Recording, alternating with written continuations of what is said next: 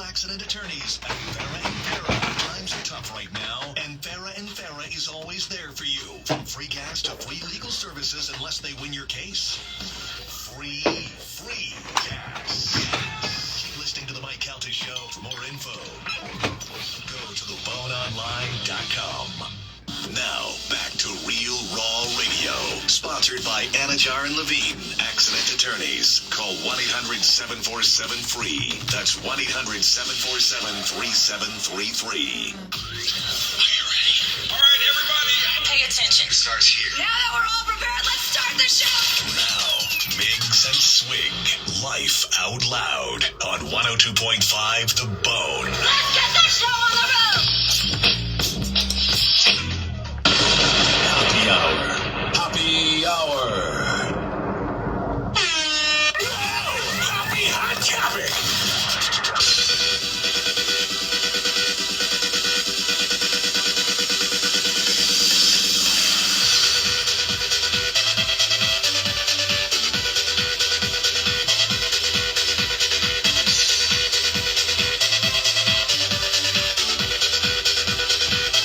What's going on, Tampa? It's a beautiful Saturday afternoon, and I'm here in a very dark room doing Happy Hour for you as I'm taking over the Miggs and Swig Show. Call the show, the phone lines. When I tell you they're wide open, oh yeah. 727-579-1025 and 1-800-771-1025. You can tweet at me at Ryan Hoppe Radio, and you can always email me, ryanhopperadio@gmail.com. Now, as always, thank you to Don Miggs and Lisa DiBartolo for allowing me to do this segment. And shout out to the great Mike Olivero for essentially creating Happy Hour, being able to manifest time on the bone. And I have been here for 7 years, lucky number 7. These 7 years, these 84 months, yeah, I can do math, has flown by. So I want to give a special shout out to all the talent at 102.5 The Bone, but especially the man, the myth, the legend known as Mike Calta. He has been very gracious, and he has been just an amazing person to work with because he's always kept it real. And I'm very honored, Mike. Thank you, sir. This segment, this show, Miggs and Swig, with Happy Hour taking over, is being brought to you by Meat Market in Tampa. Are you looking for a date night tonight? You have no idea what the hell you're doing tonight. Hey, there's no NBA games going on. I know I'm one of the 3 people, but you're going, what the hell am I supposed to do tonight? You want to take your bros out and look at some good scenery? Well, go to Meat Market. 1606 West Snow Avenue, and that's in Tampa, Florida. 1606 West Snow Avenue, and that's in Tampa, Florida. You can always call them at 813-280-1113. 813-280-1113. And for all the info, meatmarket.net. Oh, man. So growing up, I didn't have any siblings. So I was an only child. Unfortunately, my mom had a miscarriage in about 1998, so I could have had a brother, but I think it was better off that I was an only child. My narcissism and my vibe wouldn't really vibe with having a brother. I'm just a very only child. Ask my girlfriend. So growing up, I watched a lot of TV. Actually, I didn't have TV until 2006, but I would watch a lot of DVDs and a lot of VHSs. Like, I didn't know what 9/11 looked like until 2006 when YouTube came around. And then I was crying at the library, and my friends were like, "Why are you crying?" I'm like, "Because 9/11's awful." And they're like, "Well, you're 5 years late to the party." So my point is, growing up until 2006, I didn't have the antenna network TV setup. And let me tell you, when I did get it, I immediately became a fan of all the late night talk shows before they became political. And I think it's one of the reasons why I'm in entertainment. Obviously for radio, you got Howard, Opie and Anthony, and all these shows I liked in Chicago, like Cow's Morning Madhouse. But for TV, I really think the late night talk shows influenced me. used to love on Friday nights watching David Letterman, and I'd go to Jay Leno, and then when Jimmy Kimmel Live was edgy and funny, you had Craig Ferguson and Craig Kilborn and Conan O'Brien. I think you get the point. And that was an era that I think was overlooked. Some of the jokes could be cancelable, like when they were waiting, doing the ticking clock until the Olsen twins turned 18, which I think is one of the creepiest things that has ever happened in the time that we've had pop culture, probably in the last 120 years, was when we were literally waiting for the Olsen twins to turn 18. You'd tune on every shock jock show, every morning zoo, every TV show, and they'd be like, oh, well, you got 1 month left until they're legal. And you're like, Jesus Christ, son of God. 727-579-1025 and 1-800-771-1025. And I do think that Craig Kilborn not only has one of the most underrated talk shows of all time, but one of the most underrated comedic acts and underrated just presence ever on TV. So then you have Letterman retire, and then comes Colbert, and he's good for about a year, and then Trump gets elected, and then he becomes the authority on politics, even though he's playing a character and is a nerdy Roman Catholic in real life. It's like I'm looking myself in the mirror, but I'm not Roman Catholic. I'm atheist. And then you had Jimmy Fallon replace Jay Leno, and that is okay, it's passable. And you have Jimmy Kimmel becoming a wuss. But let me tell you, ladies and gentlemen, boys and girls, all those names I just said, and I left out Seth Meyers on accident. Yeah, well, not really. Everyone kind of leaves them out of their mind. Who the hell has ever gone, hey, did you watch Seth Meyers last night? Nobody. But all of those names are passable. They're very political, and they're very woke and irritating, but they're passable TV.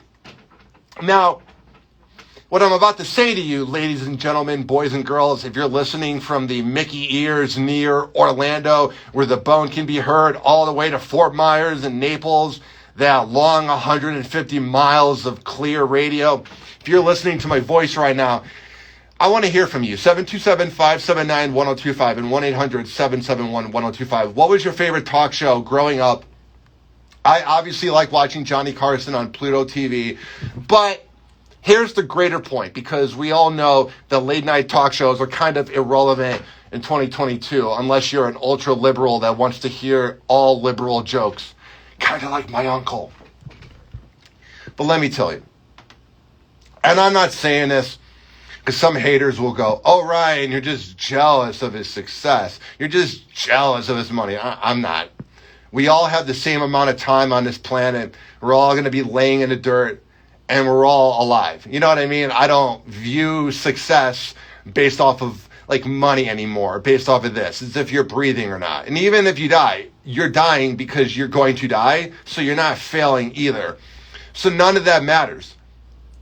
So I will say with utter certainty, I never got James Corden, man. He will be leaving the Late Late Show. And obviously, I respect carpool karaoke. I get carpool karaoke. It's for people who go to Chick-fil-A for lunch. It's for people that think The Big Bang Theory is a funny radio or is a funny TV show. It's for people that think that all the prank calls on the radio are real, which they might not be. You're a very basic person if you thought James Corden was talented. Carpool karaoke was fine, because whenever you ask somebody, did you watch James Corden? They're like, oh yeah, I watched it that one time he had Adele. I'm like, well, were you actually up at 12:30 watching it? And they're like, no, I was not. I never met anybody that actually watched it. Now, you look at the comments, and there's a lot of fans, but I think they just need to retire the Late Late Show as it is. Because Craig Ferguson did such marvelous, underrated TV, and then you had this annoying, sort of talented hack known as James Corden. Like, he was more made for, like, daytime TV. Like, he should have been on Up Against Ellen. He's not really late-night TV material, even though he did it for 9 years. He kind of just sat there and did his thing. And now he's leaving, and he's near tears. And I'd be crying, too, because I'm not saying James Corden's going to be irrelevant.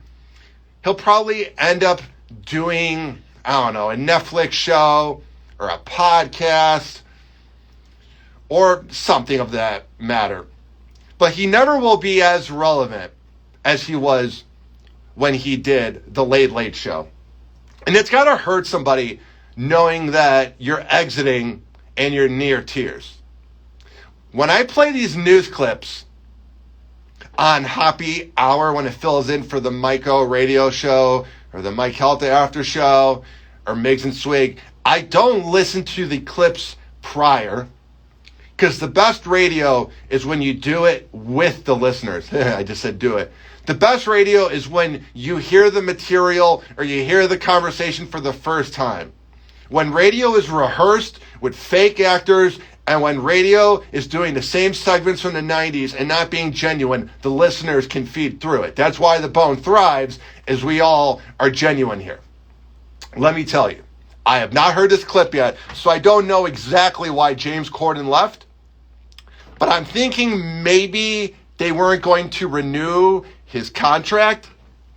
And it's kind of like when some radio shows retire on their own, and it's not like they're getting kicked out, and they claim, oh, I want to leave radio forever. But the company just doesn't think they're worth the money, and they don't think it's worth re-signing them to a new contract. That's what I think happened here with James Corden. But I might be wrong. We're going to find out right now. This is from Entertainment Tonight, as this man was near tears addressing his Late Late Show. I decided to sign for one more year on the show, and that this will be my last year hosting the Late Late Show. Don't you dare. And there'll be tears. There'll be so many tears. There'll be tears from you. I don't know about anybody else. I'm sure he has fans. I'm not denying he doesn't have fans, but he never quite caught on. It goes like this. If you make it on TV for an episode of anything, think about all those failed sitcoms that were on Fox over the years. They made it on TV. They did it. So there's no denying that James Corden made it in TV. But he didn't really make it. You know what I mean? If it wasn't for Carpool Karaoke, he would have been Craig Kilborn. Because this has been the hardest decision I've ever had to make. It really has. James? Yeah, I'm about to not be famous anymore. Corden near tears, telling his audience that he'll soon exit the Late Late Show. I've never taken this job for granted, ever. Not once. And the fact that you watch us at home, or you watch us online, wherever you are, all over the world, the fact that we get to try and entertain you and spend time with you is an absolute privilege for me and every single person who makes this show. I think the one thing is he doesn't really command the room. As irritating as the two Jimmys are and Colbert is, they would go, I'm glad I was able to entertain you. But an uncertain person who listens to the haters, who lets it bother them, and goes, I hope you enjoyed it. Because they're not sure if it was good. I could see James Corden looking himself in the dressing room afterwards, being like, was that a good show? I didn't get to sing with Adele, so I don't know if I was funny or not. The late night host addresses his exit in his monologue on Thursday. He also explains the reason for his decision. When I started this journey, it was always going to be just that. It was going to be a journey, an adventure. I never saw it as my final destination. Yeah, he didn't think he was going to be on more than like a year. He's like, I don't think I'm that funny, but they're trying to go with something less edgy than Craig Ferguson. And then like 9 years later, he's like, oh my God. And I never want this show to overstay its welcome in any way. I always want to love making it. And it kind of overwhelmed its time, but that's fine. Let me look at his net worth. Everybody out there, I bet everybody listening combined doesn't have his net worth. His net worth, $50 million. So yeah, you can have a show that didn't quite catch on as much as people thought, but $50 million, without a doubt. At the end of the day, you can make $50 million, and that's all that matters. I can sit here and talk and run my mouth. People behind the keyboard can run their mouth. But that man made his money. God bless him. And I don't believe in God, but man, if you're not that talented, he was just serviceable. He wasn't great. I don't know. In a year from now, that'll be a good time to move on and see what else might be out there, okay? I think that the show was ever going to work.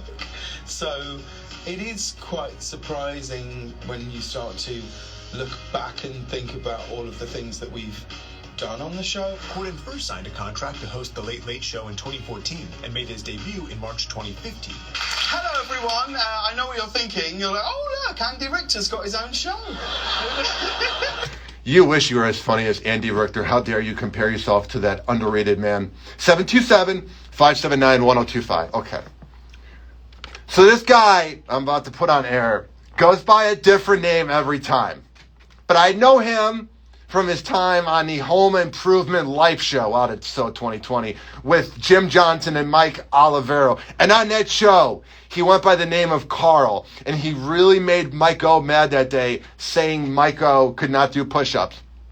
So then I was told to memorize his number so that we would know when he calls in. So everything's good now. We all love, quote-unquote, Carl, but I have his number memorized, 941-650, because I had to. Hello, whatever you're going to go by today. How may I help you? Hey, he's like a stalker or something. No, you were threatening Olivero, saying he's not going to be able to do push-ups, and you know how much of a competitor and beast Olivero is. Also, your number's not hard to forget. It's not like it's... Anyway, I'm introducing you. I'm giving you airtime, my friend. I was calling about the James Corden thing. I mean, I'll say this side note. I love Hoppe Hour, and I think you should, what's the word I should use? Get Mr. Miggs and Miss Donna DeBartolo Miggs, or however it's properly said, to sponsor this show even at night and take it to the next level. Same idea, just expand it. Wow, calling James Corden, everything you said I agree with, but imagine this. Here's something for you and like John Stenning, his talent with no contract. I bet CBS or NBC owns the right to that carpool karaoke, so when he leaves, he can't even do that. Dude, that is one of the worst things that could ever happen to you. There was a certain shock jock that I worked with in Cleveland, and he got his big break when he first began in like 2003 through 08, and that was when he was at his best. Grover's Morning Glory, that douchebag. And his best work, he could not get because CBS Radio was like, you failed in all these cities. Why would we give you your show? That's why I always keep track of my show. You know what I mean? That's one of the things you got it. And I never would have thought of that point. So thank you, Carl. Yeah, but understand, it's owning the right to something to protect yourself, which means like if you get a contract, they say, hey, we want to sign the Hoppe Hour for 2 years. In that contract, it needs to say what is being said and what you own and what you don't own. And if you don't call it, they will call it and they will take it and they will own it. So you have to plan ahead. Remember that much. I will. Thank you. 727-579-1025 and 1-800-771-1025. I do often think about what the moment's going to be like when I manifest getting full-time and having that fat contract in front of me. I'm going to have to read the lines. My girlfriend's mom and my girlfriend are very smart.